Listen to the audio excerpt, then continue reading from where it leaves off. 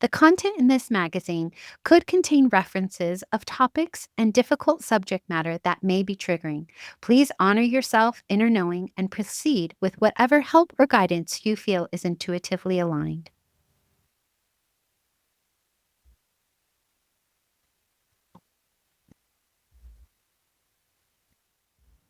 Welcome to Sovereign Magazine Podcast. I'm Nicole George, CEO and founder of Sovereign. I'm so happy you are here.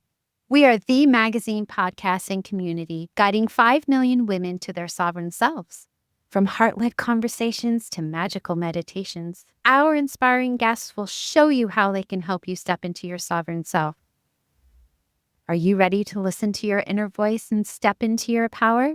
Then keep listening to hear all of the intuitive messages meant for you today.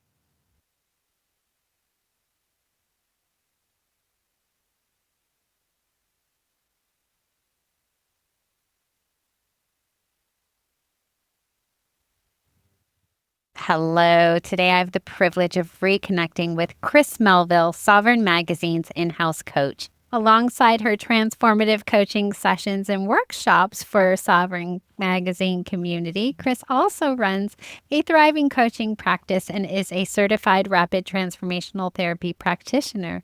With over 30 years of corporate experience, she is passionate about empowering women to overcome mindset challenges, build thriving businesses, and is a true expert in personal empowerment.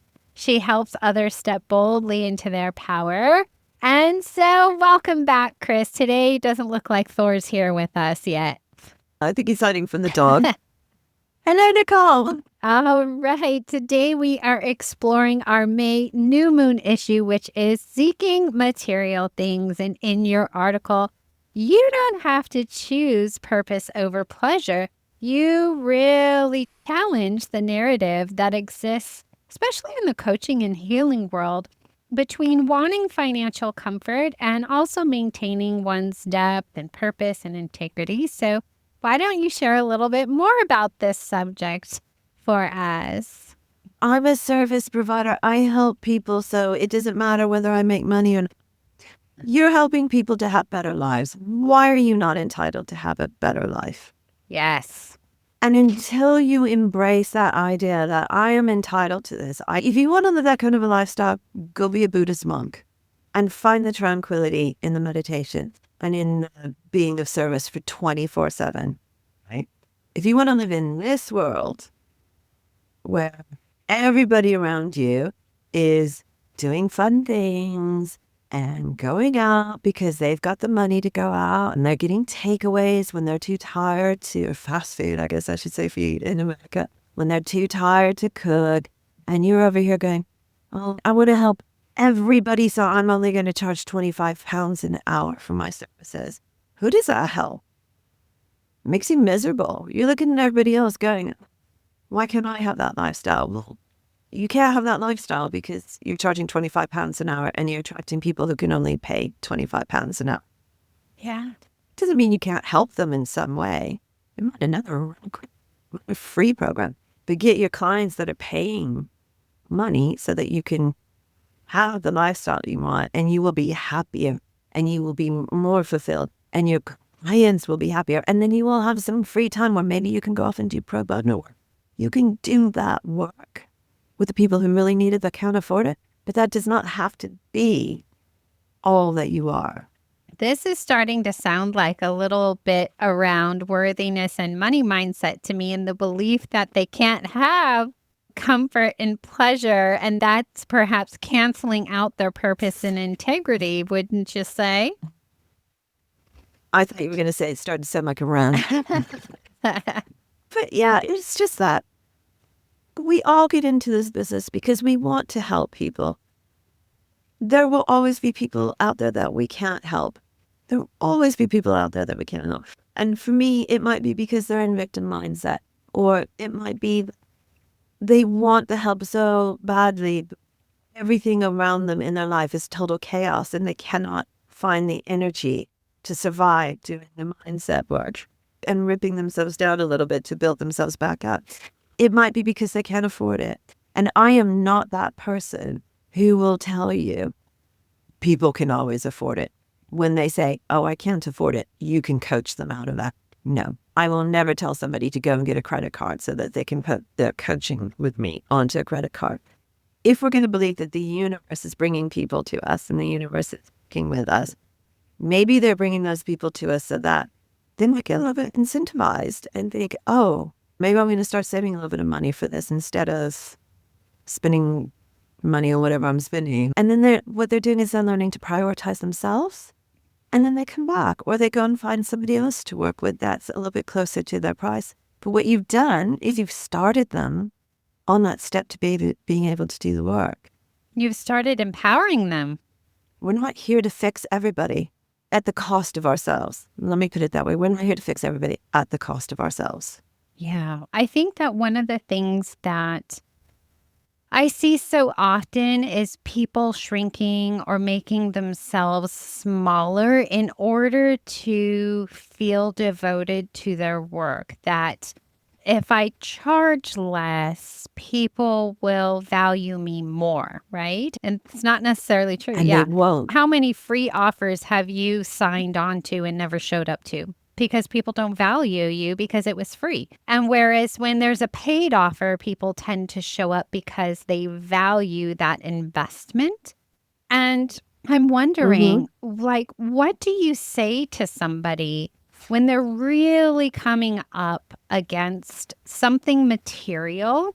So whether that be investing in a new laptop for their business and they don't feel worthy or enough to receive that material thing, or whether it be bringing on a team member for the first time and having a VA, or whether that just be increasing their prices. How do you help somebody realize that those necessary actions when their business has gotten to a certain point don't make them any less of a person or less worthy and deserving, but actually allow them to expand their services?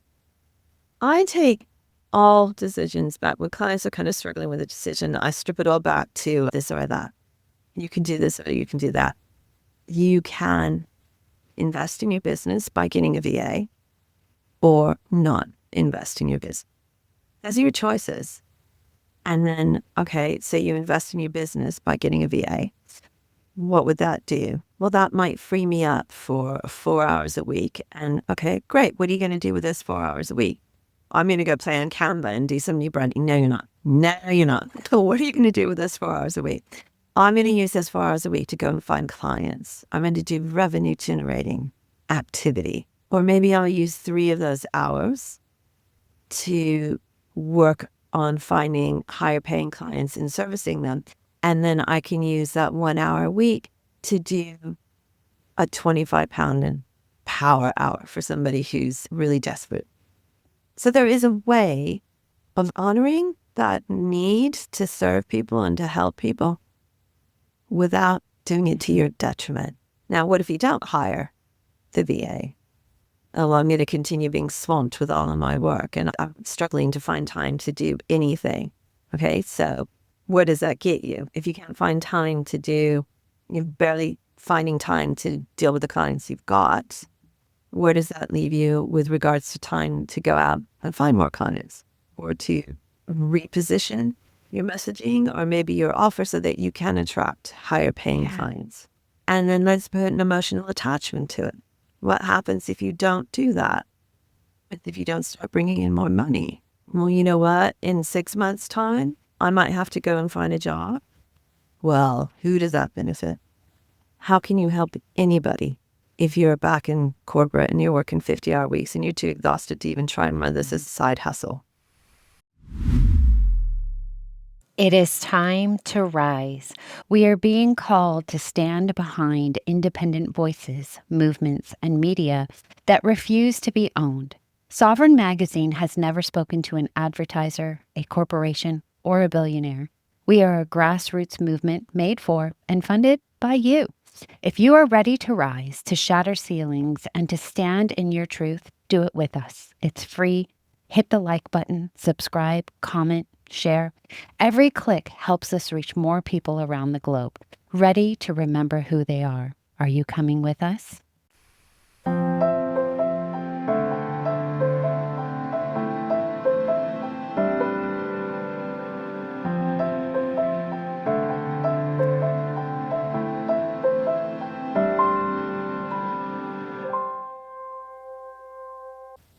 Okay. I'm going to ask you a totally different question. We're going to go into steps to your sovereign self because I think there are so Okay. many women, especially in this position, where they either want a business or have started a business and they're ready to claim a life that sounds really good to them, whether that's time and freedom and all these different types of things. And they want to have more capacity to serve. But their current situation is not letting them do that. What would you say? You mean when you was a broke bitch, but you want the Gucci lifestyle? Yes, when you're at the beginning of your business, I'll never forget this line, and I don't remember who said it on socials, but it was a man, and I don't even remember what platform I saw it on, but he basically said something along the lines of, you're an entrepreneur, so therefore you have 50 grand in debt and nothing to show for it or something like that. And I was just like, how dare you like say that, right? It doesn't have to be. So every entrepreneur is at a point where they're going to need some money, right? And we want to make sure that they can claim the life that they want and also feed their family. Yeah. I'll tell you what, if you're 50 grand in debt, I think you need to have a serious thought about shutting down your business because you're doing something wrong. And that doesn't mean you have to be making 50 grand a month. Nobody wants to carry 50 grand worth of debt because it just puts you, oh my God, I can't imagine the panic of trying to find that kind of money just because all your money coming in is just servicing debt. Okay, so when you want that lifestyle, first of all, get really clear on what the lifestyle is. Right? Is it the freedom? Is it the ability to pick the kids up every day after school? I've been having much slower, more deliberate mornings, and I've really enjoyed that. And it means I'm willing to be a little bit more flexible and work later in my day. Work a little bit more into the evenings to have that time, because I've always been an early riser, and it's like, I don't do them every morning. I'm in the gym by 6 o'clock, and then I go home with the dog and all that. My mornings are busy, but that comes from like corporate world. I also want nice holidays. So I'm going to start prioritizing. I might have a couple of slow mornings, and then a couple of times a week, I'm going to have an earlier start. And those hours that I would have spent like being slower, I'm going to use that on revenue generating activities, right? So I'm getting a little bit of both. And I'm going to take a little bit of money. There's a concept out there, there's a book around it, and it's about paying yourself first. Now, we can't all do that until you get to your business to a certain point. But for most startups, if you've got clients coming in, chances are you can pay yourself first, because your startup costs should be they really should be. Especially if you're a coach, nutrition therapist, anything like that. You don't need an office. You don't need a whole lot of stuff. Pay yourself first. Pay yourself the money you need to pay your bills. Pay yourself a little bit extra to put into, even if it's $5 a month, pay yourself a little bit extra that you can put into a savings account and start building a buffer. Maybe you get ill and you can't work for 2 or 3 weeks. That just gives you that money the next month. You don't have to worry about it. We should all have a bit of buffer. And then have a fun account. I worked with a coach a couple of years ago, and he refers to money as fun tokens. Once you've got your bills paid, it's like fun tokens. Do you ever go to, you've been to Disneyland, yes? Because you live in Southern California. Did you go back in the day where you got the tickets, the book of tickets? Okay. Disneyland used to sell books of tickets instead of like you pay for a day and you just go in. And you got A, B, C, D, and E tickets. The E ticket ride. That's it, baby. So my grandparents, I was raised by my grandparents. My grandfather was in the Air Force. And the military families would get free books or tickets, but no E ticket. We had to buy the E ticket rides. It's the same kind of thing. Start building that money for fun. Think about money as like, this is my E ticket. Or maybe this is going to be my A ticket. Maybe I'm going to use this A ticket, and, for me, my kind of A, maybe B ticket is theater once a month or going to a gig once a month. My E ticket is saving up for 3 weeks in Thailand. We don't have to do it all at once, but and you work hard for your money. I don't care what you're doing. You work hard for your money. You're entitled to enjoy that money. And maybe if you're really struggling with that idea, and swap it out for something that is a direct swap to what you want. This is my e-ticket. This is my holiday money. This is the money I'm going to take my family on holiday with. This is the money that I'm going to give my daughter an amazing 18th birthday party for. This is the money that's going to send my son on a football tour. Whatever it is, put the connection, take the money out of it, and connect your effort directly to the fun.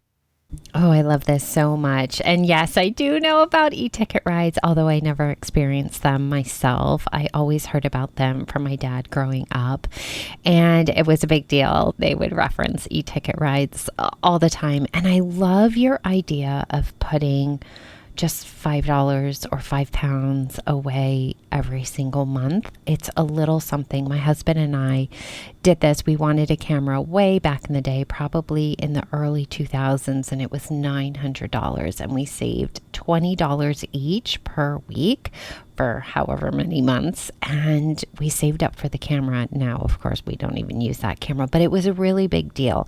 And so it just shows you that you can save and work towards something that is really important to you. And I love that you talk about the balance of finding a bit of fun in all of it, right? You have to pay yourself first. You have to, make sure that you are treating yourself with things beyond just your bills. And yes, I agree with you. If you're $50,000 in debt, you need to really look at what's going on, but definitely connecting with your efforts that you're doing in this world and your purpose is really, really important. And if you're constantly struggling with money, it can be really hard to wonder if continuing on is optimal. Wow. Okay. So thank you so much for all that you have shared. If you want to learn more from Chris, she's in our community.sovereign-magazine.com. All her details are in the show notes. And guess what? She's going to be back for more. Can't get rid of me, baby. Thank you so much for being here today. See you next time. Thank you for listening. This is the last episode for this issue. I'll be back again on the full moon with another soul-led entrepreneur here to help guide you to your sovereign self. Subscribe to our magazine and podcast and join our global community for all the magic. Details to connect with today's guest or join the movement are in the show notes. If you enjoyed this episode, please leave a review. It helps us reach our goal of guiding 5 million women to self-sovereignty.